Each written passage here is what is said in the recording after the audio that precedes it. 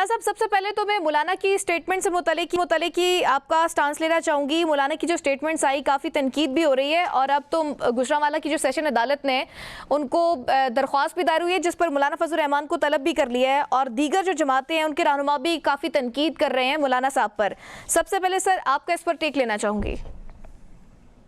بسم اللہ الرحمن الرحیم. دیکھیں میں پہلا بندہ ہوں جس نے پرسوں پہلے دن کو ویلاگ کیا 2 بجے آزاد ڈیجیٹل میں, کے بعد میں نے کو 2:30 بجے جناب الیکٹرانک میڈیا پہ اپنے ٹکس چلوائے. اس میں نے مطالبہ کیا کہ مولانا فضل الرحمان صاحب نے بہت بڑی جسے کہتے ہیں نا کہ حد کے عزت کی ہے شہداء کی اور شہداء کی فیملیز کی, تو پر ان کو معافی مانگنی چاہیے, انہیں معافی مانگنی پڑے گی. پھر اس کے بعد میں نے کل پریس کانفرنس کی, سارے ٹی وی چینلز میں بریک ہوئی, اس میں نے ڈیٹیل کے ساتھ قصور کے جلسے میں جو انہوں نے نیگیٹو غلط باتیں کی جناب پاک فوج کے حوالے سے, ریاست کے حوالے سے, شہداء کے حوالے سے, میں نے اس کا سارا کٹا چھٹا کھولا ہے.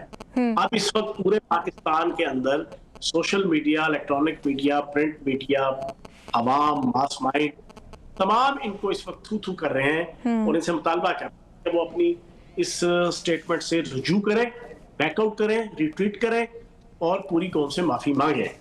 تو اب تو جناب علماء نے بھی اس کے اوپر بات طاہر محمود اشرفی صاحب بھی آج آئے تھے, انہوں نے بھی پریس کانفرنس کی. جی اور باقی بھی علماء دیوبند, کیونکہ مسلسل میں پچھلے 3 دن سے علماء دیوبند سے اور اکابرین دیوبند سے مطالبہ کر رہا ہوں کہ وہ آگے آئیں, وہ انصاف کے زومبیز کی طرح جناب اس کو اپنا کلٹ نہ بنائیں. مولانا فضل الرحمان کو, آپ ایک دینی جماعت ہیں, آپ حق چار یار کے علمبردار ہیں, آپ اسلامی نظام کے علمبردار ہیں. جب آپ اسلام کا نام لیتے ہیں اور علماء کی جماعت کا دعویٰ کرتے ہیں تو آپ زومبیز نہ بنیں, جی کلٹ کا شکار نہ ہو. آپ کی پارٹی کے اندر کلٹ نام کی کوئی چیز شرعی طور پہ جائز ہی نہیں ہے.